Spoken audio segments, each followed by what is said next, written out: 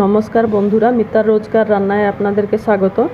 আজকে সয়াবিন আর পালং শাক দিয়ে একটা নতুন রেসিপি করে আপনাদেরকে দেখাবো। একবার আপনারা করেও খেয়ে দেখবেন কেমন লাগছে।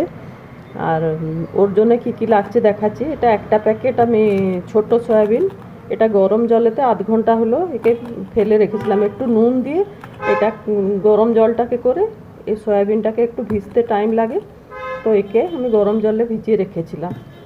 আর এর জন্য মশলা হচ্ছে এই একটা টমেটো কুচি, একটা বড় পেঁয়াজ কুচি, একটা কাঁচা লঙ্কা আর একটু রসুন, আদা, এই একটা টুকরো আদা। এইটাকে যদি অল্প একটু গ্রাইন্ড করে দিলেও হবে, না তো থেতো করে দিলেও ভালো হবে। আর এর মশলা হচ্ছে, এটা হচ্ছে 5 চামচ দইতে 1 চামচ আমি কাশ্মীরি লঙ্কা গুঁড়ো, 1 চামচ হলুদ গুঁড়ো, 1 চামচ ধনে গুঁড়ো, এইটাকে দিয়ে আমি পেস্ট করে রেখেছি। আর বাকি রইল পালং শাক। পালং শাকটাকে আমি একবার ভাপিয়ে নিয়ে পালং শাক আর দেখাচ্ছি আমি। এই পালং শাক আর এর সাথে এক মুঠো ধনে পাতা, এটাকে একবার আমি ভাপিয়ে নিলাম। ভাপিয়ে নিয়ে এটাকে রেখেছি। এতে কি করব না, এই কড়াইতে এটা হচ্ছে বরফ, 3-4টে বরফ দিয়ে দিলাম। আর এই যে শাকটা, গরম শাকটাকে এর ভেতরে দিয়ে দিলাম। এতে কি হবে না, এই যে শাকের রঙটা চেঞ্জ হবে না, আর এর সুগন্ধটাও থাকবে। তো এইটা দিয়ে আমি একটু ভিজিয়ে রেখে দিলাম। তারপরে আমি একে শাকটাকে তুলে নিয়ে জলটা যাবার পরে একে গ্রাইন্ড করব, আর এটাকেও চিপড়ে রাখবো। তারপরে আমি দেখাচ্ছি করবার সময়। এই সয়াবিনগুলোকে ভালো করে জল থেকে চিপড়ে একটা প্লেটেতে রেখেছি। প্রথমে সয়াবিনটাকে আমরা একটু তেলেতে ভেজে নিই। তেলটা সর্ষের তেল দিয়েছি, তেল গরম হয়ে গেলে আর একটু গরম হবে। তেল গরম হয়ে গেলে এটাকে সয়াবিনগুলোকে আগে দিয়ে ভেজে নিই। না, গরম হয়নি তেলটা, আর একটু গরম হোক।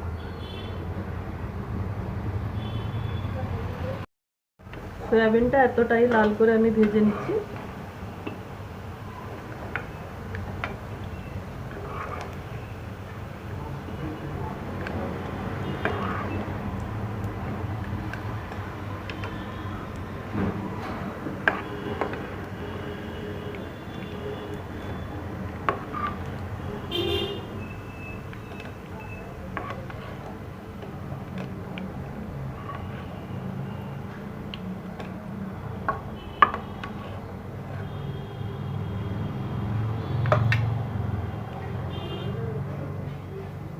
এবারে এটা ফোড়নে 2টো তেজপাতা দিলাম,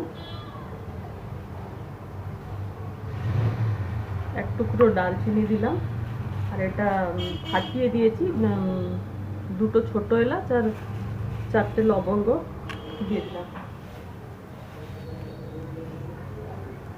আমি সয়াবিন থেকে খাই, ভালো লাগবে না, নুন পড়ে যাবে।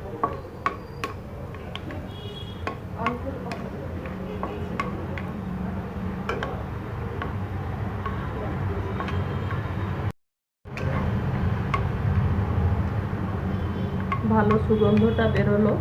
এবারে আমি পেঁয়াজ কুচিটাকে দিয়ে দিলাম।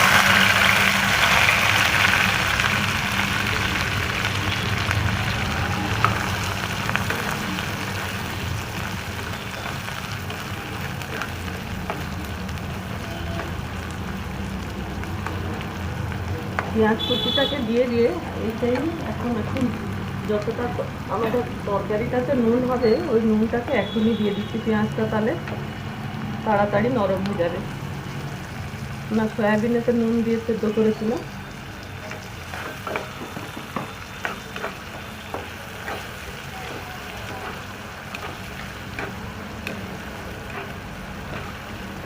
একে পুরো লাল হওয়ার পর্যন্ত একে আগে প্রথমে ভাজতে হবে, তারপরে আমি দেখাচ্ছি। পেঁয়াজটা কিছুটা ভাজা হয়ে গেছে। এবারে এই যে আদা, রসুন আর কাঁচা লঙ্কার যে থেতোটা, ওইটা দিয়ে দিলাম। একে আপনারা গ্রাইন্ডারেও করতে পারেন, যে বেশিটা পুরো পেস্ট করবেন না, থেতো করে দিলে হামাদির সাথে ভালো। আর যদি না হচ্ছে তাহলে গ্রাইন্ডারে একটু চালিয়ে দিয়ে ওকে জল না দিয়ে চালালে থেতো হবার মতন হয়ে যাবে, পেস্ট হবে না।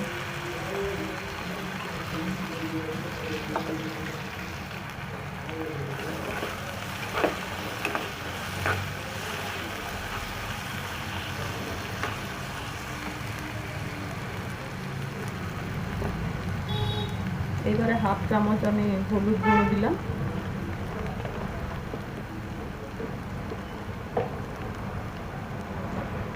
আর হাফ চামচ কাশ্মীরি লঙ্কা গুঁড়োও দিলাম।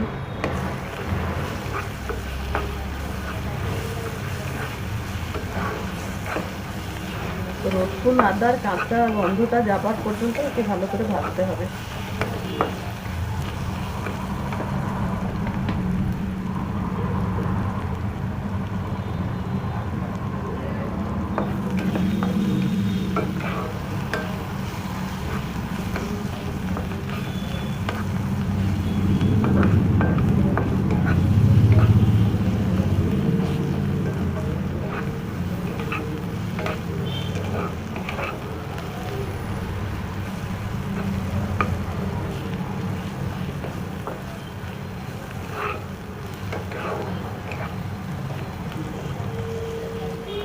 এবারে টমেটোটা দিয়ে দিচ্ছি।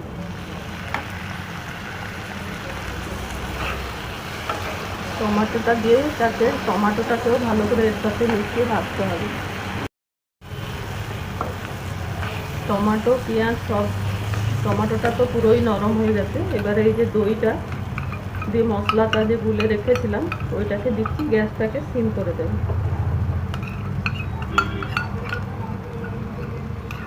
এটা ফ্রেশ দই, আর এটাকে এর সাথে ভালো করে মিশিয়ে একে করতে হবে।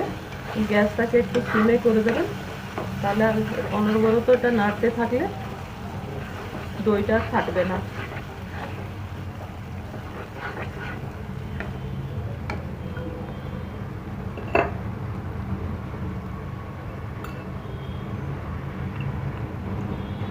এতে ধনে গুঁড়ো আর লঙ্কা গুঁড়ো এই দুটো মিশিয়েছিলাম।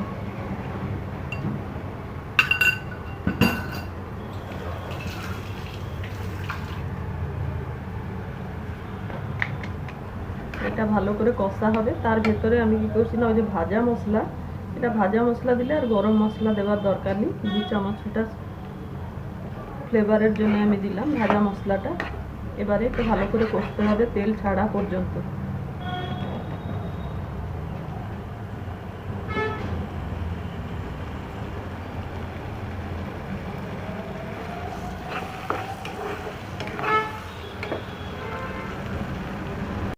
মশলা ভাজা হয়ে গেছে, তেল দেখুন পুরো আলাদা হয়ে গেছে, কড়াই থেকে মশলাটা আলাদা হয়ে গেছে।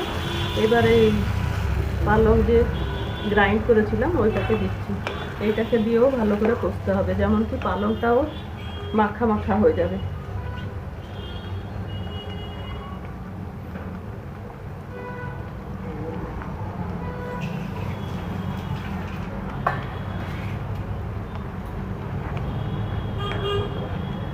পালংটাকে দিয়ে ভালো করে কষবেন, যেমন কি পালংয়েরও গন্ধটা, কাঁচা গন্ধটা যাবে। আর অবশ্য সেদ্ধ হয়েছিল, এতটা কাঁচা লাগবে না, কিন্তু তবুও ভালো করে কষে যখন মাখা মাখা হয়ে যাবে তখনই সয়াবিনটাকে দিতে হবে আর একটু সেদ্ধ হতে। এবারে সয়াবিনটাকে দিয়ে দিচ্ছি, হয়ে গেছে এটা। সয়াবিনটাকে এর সাথে ভালো করে দিয়ে একে এবারে ঢাকা দিয়ে দেবো।